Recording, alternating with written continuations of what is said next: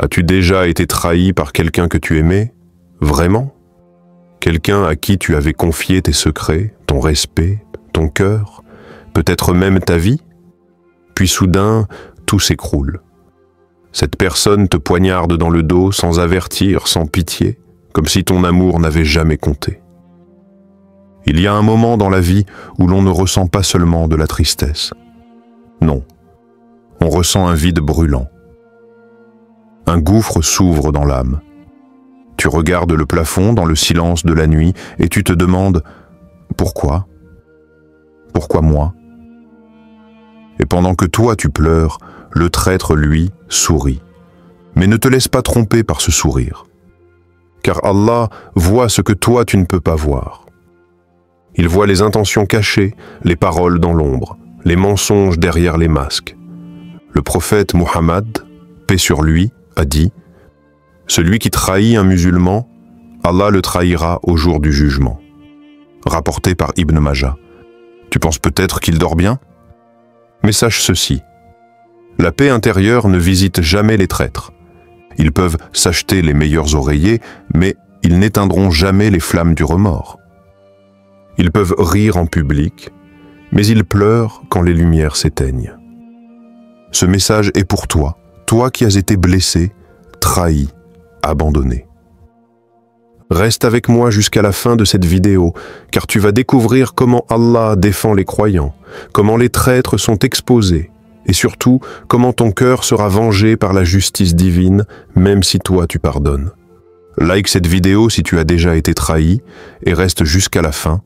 Tu vas découvrir ce que dit Allah à propos de ceux qui te font du mal dans le secret. As-tu déjà vu un traître vivre une vie paisible? Partage ton avis en commentaire. Ton expérience peut toucher un cœur qui souffre aujourd'hui. Avant de commencer cette vidéo, n'oubliez pas de liker cette vidéo, car cela nous donne beaucoup de force pour continuer à partager du contenu bénéfique. Et je vous invite à vous abonner à notre chaîne et d'activer la cloche de notification pour rester informé de nos prochaines publications sur la foi islamique. Partagez-la avec vos proches et laissez un commentaire pour me dire ce que vous en pensez. Merci et bonne vidéo. Trahir un croyant, un acte grave aux yeux d'Allah. Trahir un croyant, ce n'est pas seulement briser un cœur, c'est briser un pacte sacré, celui de la confiance, de la fraternité, de la foi. En islam, la trahison n'est pas un simple manquement moral. C'est une trahison envers Allah lui-même. Allah dit dans le Coran, « Ne trahissez pas Allah et le messager, et ne trahissez pas sciemment les dépôts qu'on vous a confiés. » Sourate Al-Anfal, verset 27. Et encore, certes, Allah n'aime pas les traîtres. Sourate Al-Anfal, verset 58. Quand tu trahis un croyant, tu trahis un dépôt sacré confié par Allah. Chaque relation sincère est un amana, une confiance. Qu'il s'agisse d'un ami, d'un frère, d'un partenaire ou même d'un inconnu. Quand tu abuses de sa confiance, tu places ton âme en conflit avec ton Créateur. Les différentes formes de trahison. La trahison verbale. Quand tu révèles ce qui t'a été confié en secret, quand tu calomnies, quand tu détruis la réputation d'un croyant. La trahison émotionnelle. Quand tu fais semblant d'aimer alors que ton cœur conspire contre lui. La trahison par l'abandon. Quand tu quittes sans raison, quand tu laisses un frère ou une sœur dans la douleur, alors qu'il ou elle comptait sur toi. Dans toutes ces formes, le poison est le même. Tu voles la paix de l'autre, tu piétines sa dignité, et tu agis comme si Allah ne t'observait pas. Mais Allah observe tout. Le prophète Muhammad, paix sur lui, a dit « Celui qui trompe n'est pas des nôtres ». Sahih Muslim. C'est une déclaration puissante. Celui qui trahit s'éloigne de la Ummah, de la lumière, de la miséricorde divine. Et même si sa bouche dit « La ilaha illallah », ses actes peuvent le ranger parmi les hypocrites. Tu vois, parfois la personne trahie reste silencieuse. Mais son silence monte vers les cieux. Et ce que les gens oublient, c'est que chaque larme versée par un cœur pur est enregistrée auprès d'Allah. Personne ne s'enfuit de son regard. Au aucune trahison ne disparaît sans conséquence. Crois-tu que ceux qui te poignardent dans le dos dorment tranquillement? Dis-moi dans les commentaires ce que tu ressens quand tu entends ces versets. Quelle forme de trahison t'a le plus blessé dans ta vie? Les conséquences invisibles mais inévitables de la trahison. Le monde peut te féliciter, les gens peuvent t'applaudir, t'honorer, t'envier, mais si tu as trahi un cœur sincère, tu as déjà semé les graines de ta propre chute. Et Allah ne ferme jamais les yeux sur l'injustice. Dans l'apparence, le traître semble souvent prospérer. Il sourit, il réussit, il gagne. Mais à l'intérieur, il commence lentement à se vider. Et ce que beaucoup ne comprennent pas, c'est que la justice divine n'est pas toujours visible immédiatement. Mais elle est inévitable. Les signes silencieux du jugement d'Allah, l'insomnie chronique, des nuits sans repos, le cœur qui bat vite sans raison, les cauchemars où le visage de la personne trahie revient sans cesse.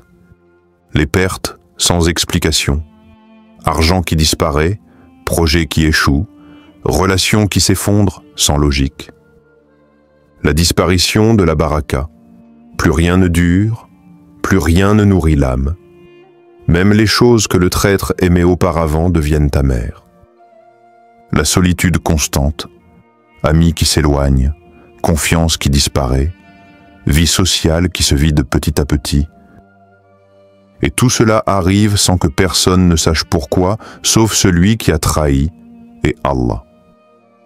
Le prophète Muhammad a dit « Le musulman est celui dont les autres musulmans sont à l'abri de sa langue et de sa main. » Sahih al-Bukhari. Celui qui trahit ne fait pas seulement du mal à autrui, il devient un danger public, une personne dont les croyants doivent bon se méfier. Et Allah, dans sa justice, l'isole du cercle des bénis. Regarde autour de toi. Combien de personnes ont menti, volé, trahi, et peu après, leur monde a commencé à s'effondrer. Combien de personnes souriaient au sommet, avant de tout perdre? Ce n'est pas le hasard. C'est la main d'Allah qui rétablit l'équilibre. Dans le Coran, Allah dit « Et ne pense pas qu'Allah soit inattentif à ce que font les injustes. Il ne fait que leur accorder un délai. » Sourate Ibrahim 42. Ce délai, c'est l'illusion. Mais tôt ou tard, la vérité les rattrape. Si tu as été trahi, souviens-toi. Allah n'oublie rien. Et si tu as trahi, sache que tant que tu respires, tu peux encore faire taouba, demander pardon, réparer le mal que tu as causé. Connais-tu des gens qui ont trahi et dont la vie a commencé à s'effondrer? Raconte en commentaire, car beaucoup doivent entendre cela. Ce n'est pas de la vengeance. C'est un rappel que personne n'échappe à la justice d'Allah. Histoire réelle, contemporaine, bouleversante. Dans les rues de Tunis, il y avait un homme respecté pour sa droiture et sa foi. Il s'appelait Yassine, un commerçant musulman, père de 3 enfants, humble, honnête, et connu pour n'avoir jamais levé la voix ni menti à personne. Sa boutique de tissus dans le quartier de Babbar était modeste, mais prospérait grâce à sa sincérité. Chaque jour, avant d'ouvrir, il récitait une sourate, puis invoquait Allah. « Ya Allah, bénis ce commerce. Protège-moi de l'injustice et donne-moi de toujours rester juste envers mes frères. » Mais l'épreuve est venue de là où il ne s'y attendait jamais. Son associé, un frère en foi, avec qui il partageait la boutique depuis plus de 8 ans, a un jour disparu. En laissant derrière lui des comptes vides, des dettes impayées et une trahison que Yassine n'aurait jamais imaginée. Il avait vidé tous les comptes, vendu des stocks en secret et était parti en Europe avec une nouvelle vie. Pendant que Yassine, humilié, ruinait sa réputation dans le quartier. Les gens murmuraient « Il a mal géré ». Personne ne savait que c'était une trahison en plein cœur. Yassine ne s'est jamais vengé. Il pleurait chaque soir dans la prière, demandant à Allah de lui rendre justice, mais aussi de guider son ancien frère. 8 ans plus tard, une nouvelle inattendue arrive. L'homme qui avait trahi Yassine était à l'hôpital, en France. Il était atteint d'un cancer rare, douloureux, incurable. Il n'avait plus personne, ni enfant, ni famille autour. Et devant un autre frère venu le visiter par hasard, il a dit, les larmes aux yeux, « Je ne dors plus depuis des années. Chaque nuit, je vois le visage de Yassine. Il ne me crie pas dessus, il me regarde, et je ressens une honte insupportable. Allah m'a puni, je le sais. » Dans sa dernière lettre qu'il a demandé à faire parvenir à Yassine, il a écrit « Je t'ai détruit pour quelques billets, mais aujourd'hui, je n'ai même pas un lit paisible. Pardonne-moi, si Allah ne m'a pas déjà condamné. » Cette histoire est réelle. Et elle nous montre que rien n'échappe à la justice d'Allah. Le traître peut fuir les hommes, mais il ne peut fuir Allah ni son propre cœur. La trahison hante, détruit, consume. Et Allah finit toujours par défendre celui qui est resté digne et patient. Si tu connais une histoire comme celle-là, même vécue par un proche, partage-la en commentaire. Le monde doit savoir que rien ne reste impuni. Ces histoires réelles sont des leçons vivantes. Histoire du Coran. Youssouf et la trahison de ses frères. Parfois, la trahison vient de là où tu attends l'amour. Parfois, ceux qui devraient te protéger sont les premiers à vouloir t'effacer. Et pourtant, même dans l'ombre d'un puits, Allah ne t'abandonne jamais. L'histoire de Youssouf, alayhi salam, n'est pas qu'un récit du passé. C'est une leçon vivante pour chaque cœur trahi, rejeté, humilié injustement. Youssouf était jeune, beau, pur, aimé profondément par son père Yacoub, Jacob, mais cette lumière en lui a éveillé la jalousie. Ses propres frères ont comploté contre lui. Ils ne l'ont pas trahi par accident. Non, ils ont calculé, menti à leur père, jeté Youssouf dans un puits comme on jette un fardeau qu'on veut oublier. Allah dit dans la sourate Youssouf, « Et ils l'ont vendu à vil prix, convaincus qu'il n'avait pas de valeur. » Sourate 12, verset 20. Imagine ce moment. Un enfant abandonné dans le noir, seul, trahi par ses frères de sang.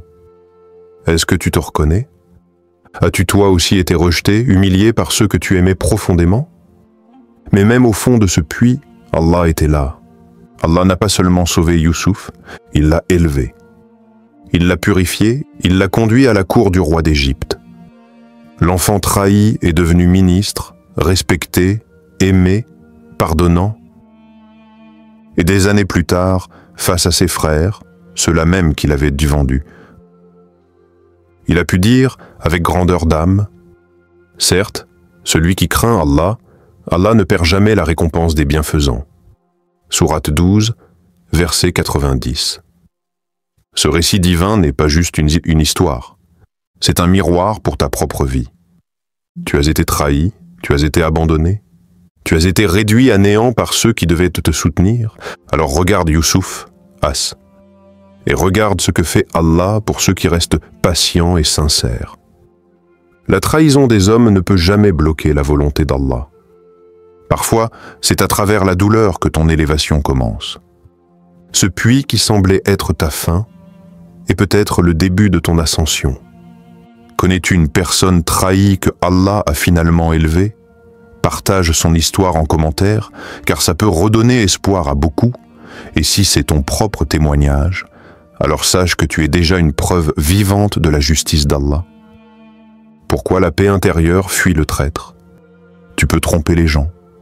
Tu peux sourire, prier, faire semblant d'aller bien. Mais si tu as trahi un cœur sincère, tu as touché à quelque chose de sacré.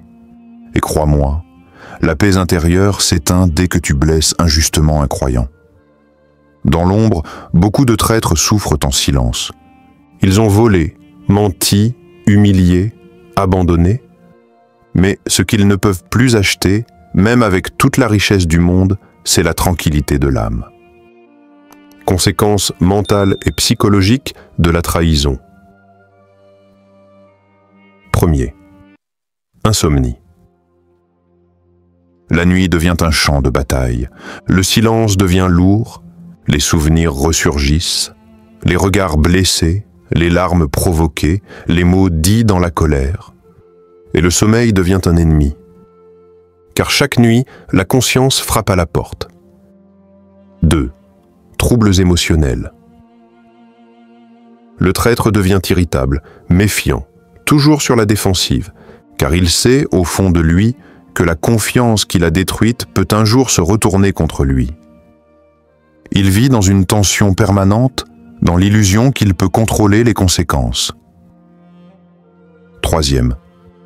Isolement social. Au début, le traître est peut-être applaudi, mais très vite, les regards changent. Même ceux qui l'ont soutenu finissent par s'éloigner. Pourquoi ? Parce qu'une âme qui trahit dégage une énergie que les cœurs sincères ressentent. 4. Mauvaise fin, Soul Khatima. Plus grave encore, il y a le risque d'une mauvaise fin. Celui qui vit dans la trahison s'éloigne petit à petit de la lumière. Et s'il ne revient pas à temps, s'il ne se repent pas sincèrement, il pourrait quitter cette vie en état d'injustice, sans paix, sans pardon. Le prophète a dit « Les signes de l'hypocrite sont au nombre de 3. Lorsqu'il parle, il ment, lorsqu'il promet, il trahit. Et lorsqu'on lui confie quelque chose, il trahit la confiance. » Sahih al-Bukhari et Muslim. Le prophète n'a pas dit que ces signes sont extérieurs, il a dit qu'ils vivent à l'intérieur. Et quiconque les laisse s'installer dans son cœur finit par perdre la pureté, donc la paix. La paix vient de la pureté du cœur. Et la trahison salit ce cœur. Celui qui trahit ne peut plus s'aimer lui-même. Même s'il rit devant les autres, il se dégoûte seul devant le miroir. Et ce dégoût, cette honte, le ronge jour après jour. Mais il existe une issue. La taouba sincère, le regret profond, la réparation du tort causé. Car Allah, dans sa miséricorde, ne ferme jamais la porte à celui qui revient vraiment. Es-tu d'accord que la paix intérieure ne peut exister chez un traître ? Exprime ton point de vue en commentaire. As-tu déjà vu un traître devenir vraiment heureux, vraiment serein ? Dis-le nous. Message final et appel à l'action spirituelle. Tu as peut-être été brisé, tu as peut-être perdu confiance en l'être humain, mais tu n'as pas perdu Allah. Et celui qui a Allah n'a rien perdu. Il est entre les mains du meilleur des protecteurs. Dans ce monde, la trahison fait mal. Elle arrache quelque chose en nous, la foi dans les gens, la naïveté, parfois même l'envie d'aimer encore. Mais ne laisse pas la blessure se transformer en haine. Ne deviens pas ce que tu as subi.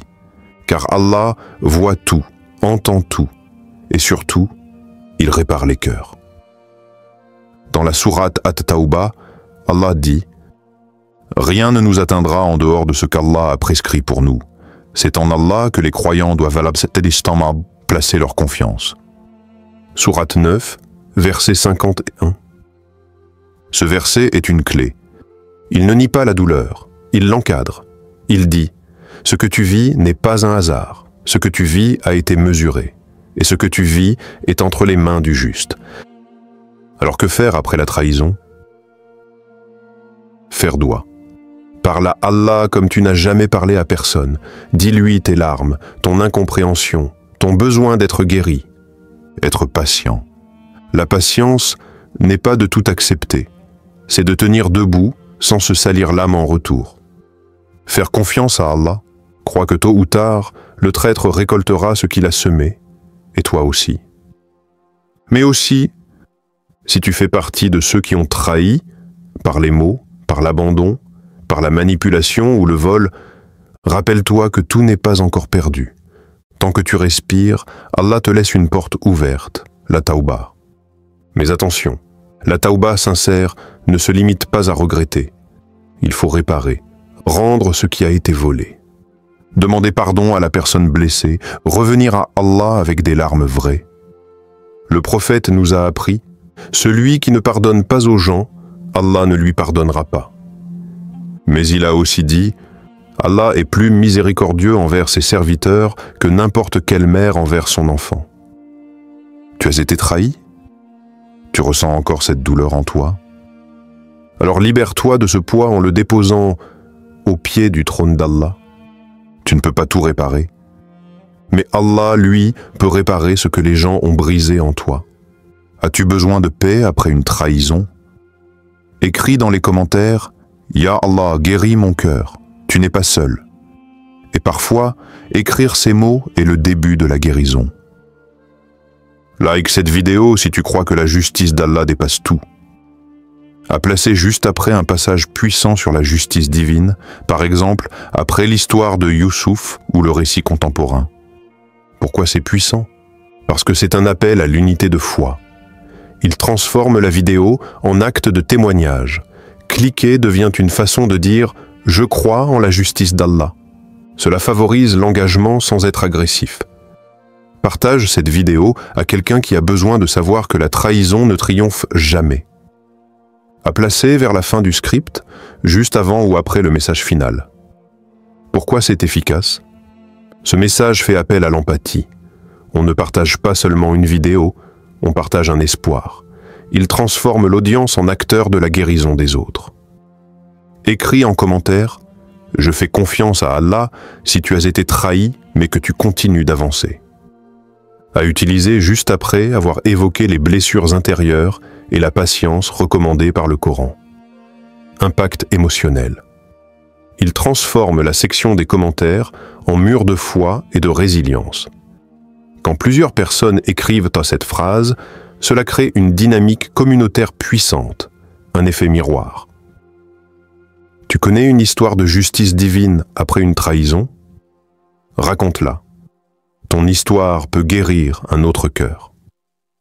À placer après l'histoire contemporaine ou après celle de Youssouf As. Pourquoi c'est essentiel? Cela invite les spectateurs à partager des témoignages, ce qui peut enrichir les commentaires et inspirer les lecteurs silencieux. Ce type de contenu peut rendre la vidéo virale émotionnellement. Penses-tu que ces formules peuvent toucher le cœur de ceux qui souffrent de trahison? Quelle phrase t'a le plus parlé? Réagis en commentaire, je lis tout ce que vous écrivez.